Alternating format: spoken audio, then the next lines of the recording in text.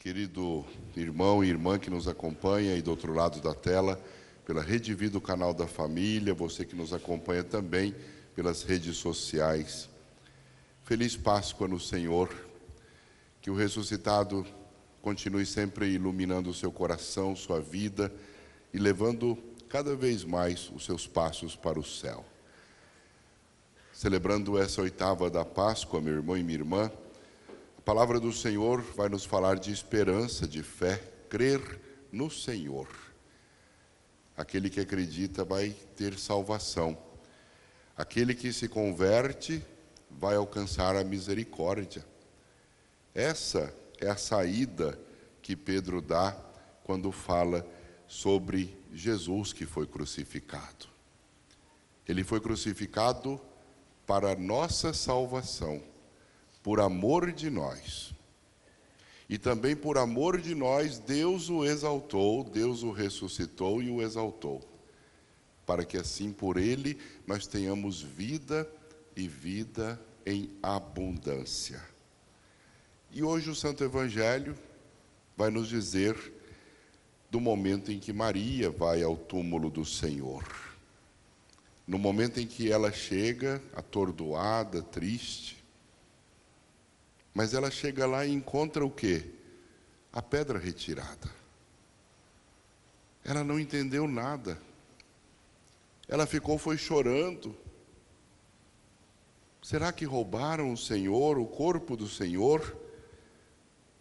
Ela ficou do lado de fora, chorando, e enquanto chorava, ela olhou para dentro do túmulo. Quando olha para dentro do túmulo, ela só vê as vestes do Senhor, o sudário dobrado. As vestes dobradas e colocadas ali aos pés. Os anjos que estavam, um na cabeceira e outro nos pés, perguntaram: por que você está chorando? Ela estava atordoada e não entendia o que tinha acontecido, ela nem sabia que eram anjos. Pensava que eram homens que estavam ali dentro.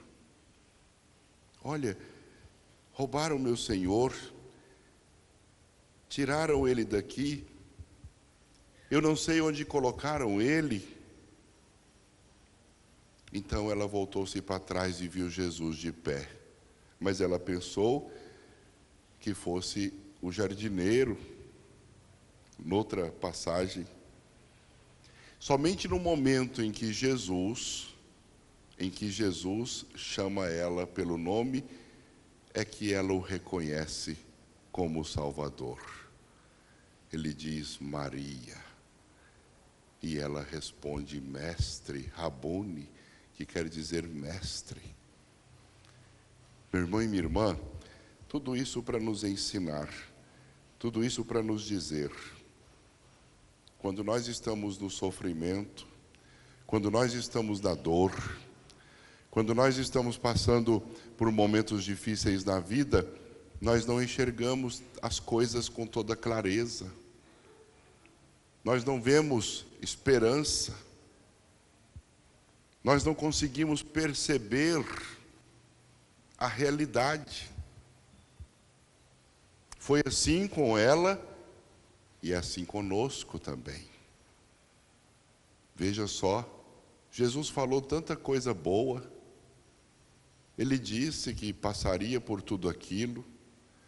Ele disse que iria ressuscitar. Ela escutou tudo isso, mas não ouviu. Escutou, mas naquele momento não conseguiu se lembrar. Não ouviu, não entendeu, não trouxe para o coração, não trouxe para as suas convicções pessoais. Nós ficamos olhando para o chão muitas vezes, na hora que passamos por dores e dificuldades. É por isso que a gente chama desespero, ou seja, falta de esperança. Por isso que nós dizemos que a pessoa está descontrolada. É porque não tem o controle. E quando uma pessoa está descontrolada ou desesperada, ela não consegue ver nenhuma saída, mesmo que ela seja mostrada, mesmo que ela seja apresentada, porque perde-se o equilíbrio. Haviam 2 anjos ali dentro dizendo para ela: por que você está chorando? Por quê? E ela estava preocupada era em achar o corpo de Jesus. A gente fica querendo achar a solução do problema sem ter condições para achar essa solução. E é por isso que ficamos olhando para o chão, cabisbaixos, que não enxergamos as coisas como elas devem ser vistas, os horizontes, as possibilidades. Olha, quando você estiver passando por problemas na sua vida, cuidado com aquilo que você pensa, age e reage, para que você não atrapalhe ainda mais aquilo que já não está interessante de se ver.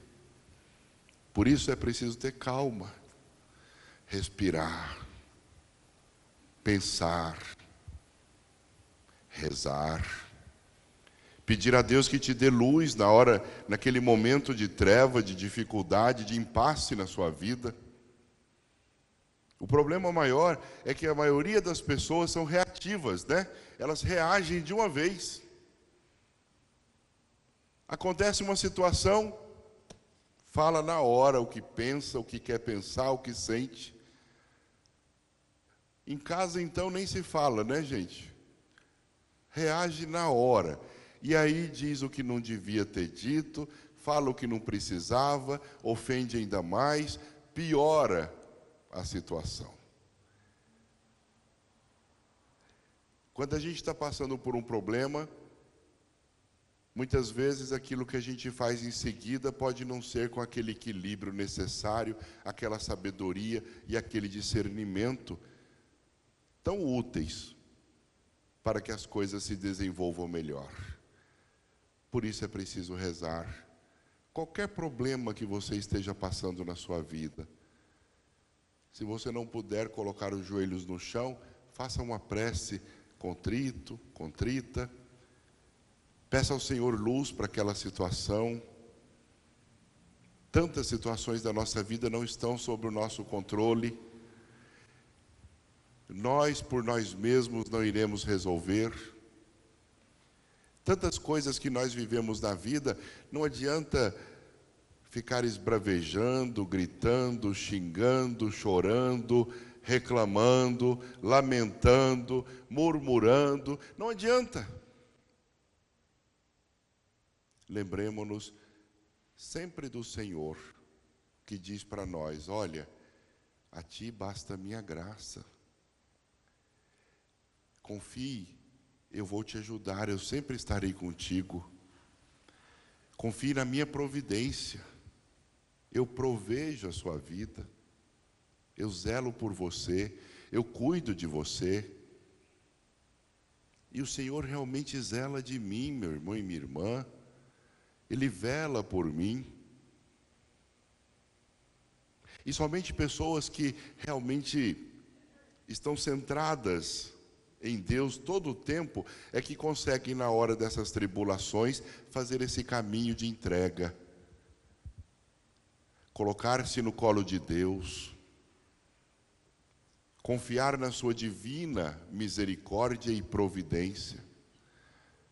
Ela ainda não tinha o Espírito Santo.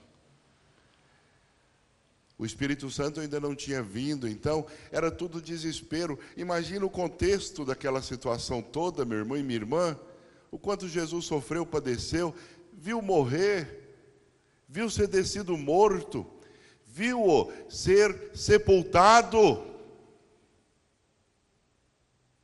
Olha a cabecinha dela. Dá para entender. Dá para entender esse sofrimento de Maria. Ela estava lá de fora chorando, não entendeu nada. Por que está vazio? Alguém roubou. Alguém roubou o corpo do meu Senhor. Aí alguém chega e fala: Maria, olha aqui, ó, não é assim não.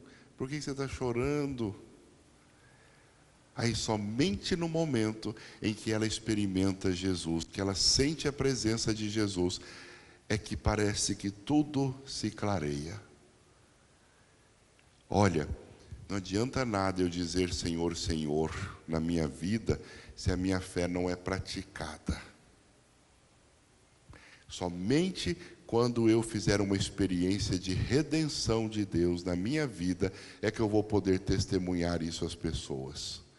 Somente no momento em que eu perceber como Deus agiu tão profunda e proficuamente na minha vida, é que de fato eu vou ter autoridade para dizer dele para os outros. No meio desse desespero, ela escuta Jesus dizer o seu nome.